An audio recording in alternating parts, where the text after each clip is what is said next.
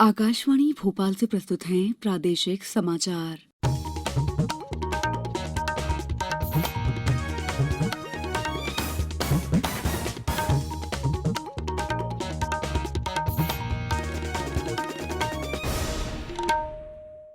नमस्कार, समाचारों के साथ मैं दीपा सिंह।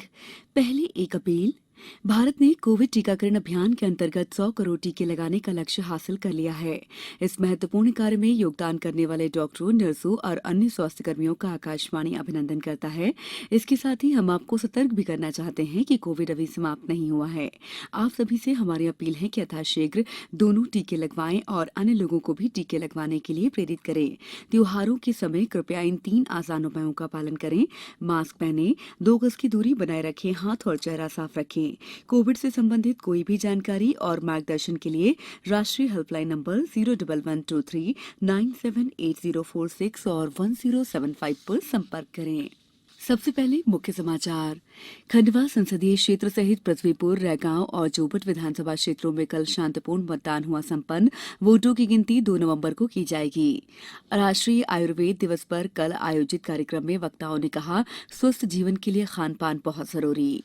राष्ट्र आज लौह पुरुष सरदार वल्लभ भाई पटेल की 146वीं जयंती राष्ट्रीय एकता दिवस के रूप में भी मना रहा है। और आज दुबई में 2020 क्रिकेट विश्व कप में भारत न्यूजीलैंड के बीच होगा मुकाबला।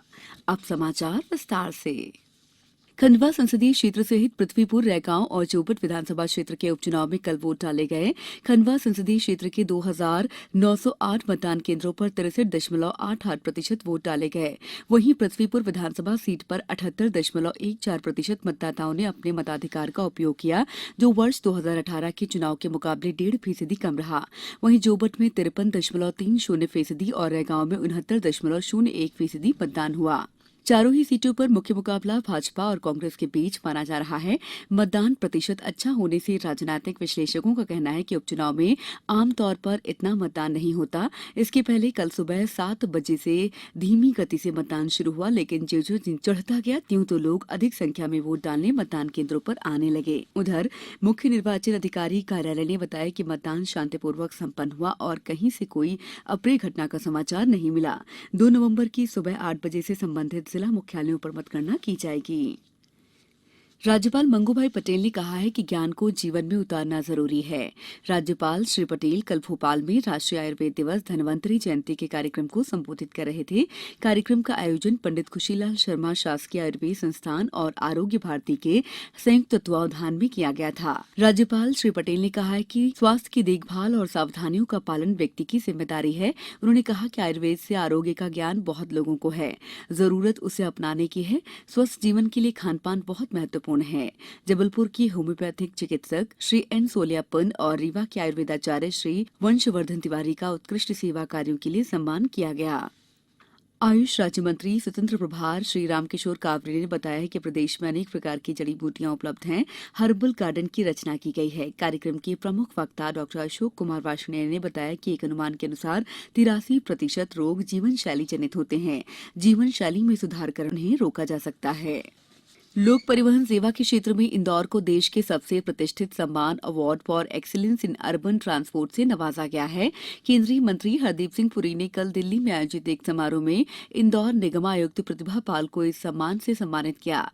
निगम आयुक्त सुश्री पाल ने बताया कि पर्यावरण संरक्षण को ध्यान में रखते हुए नवाचार के तहत अटल इंदौर सिटी ट्रांसपोर्ट परिवहन सेवाओं के लिए गैस आधारित बसें चलाई जा रही हैं। इसमें ग्रोथ कास्ट, नेट कास्ट और वायबिलिटी गैप फंडिंग शामिल है। देश में इस तरह की पहल करने के लिए इंदौर को ये अवार्ड मिला है।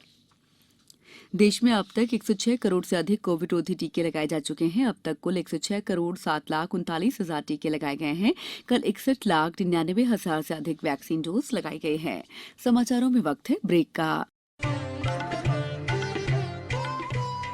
कोविड-19 से बचाव और सुरक्षित रहने के 3 उपाय। मास्क लगाएं, 2 गज दूरी है जरूरी, सुरक्षित दूरी रखें, हाथ और मुंह साफ रखें। ब्रेक के बाद समाचारों में आपका एक बार फिर स्वागत है। राष्ट्र आज आधुनिक भारत को एकता के सूत्र में पिरोने वाले लौह पुरुष सरदार वल्लभ भाई पटेल को उनकी 146वीं जयंती पर श्रद्धा सुमन अर्पित कर रहा है। ये दिन राष्ट्रीय एकता दिवस के रूप में भी मनाया जाता है। राष्ट्रपति रामनाथ कोविंद आज राष्ट्रीय राजधानी में पटेल चौक पर सरदार पटेल की प्रतिमा पर पुष्पांजलि अर्पित करेंगे।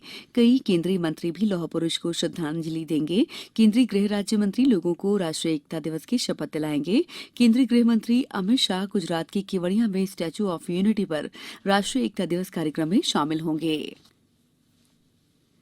प्रमुख रक्षा अध्यक्ष जनरल बिपिन रावत ने कहा है कि सशस्त्र सेनाओं ने संविधान में स्थापित आदर्शों को निष्ठापूर्वक कायम रखा है। उन्होंने कहा है कि सशस्त्र सेनाओं की अटल प्रतिबद्धता से सीमा पर और आंतरिक स्तर पर स्थापित शांतिपूर्ण माहौल से बीते वर्षों में आर्थिक प्रगति हुई है।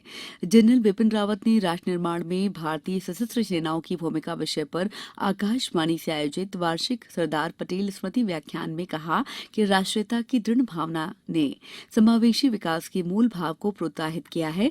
जनरल रावत ने कहा है कि भारतीय सशस्त्र सेनाओं ने हर मिशन को, हर काम देश के नाम भावना के साथ पूरा किया है।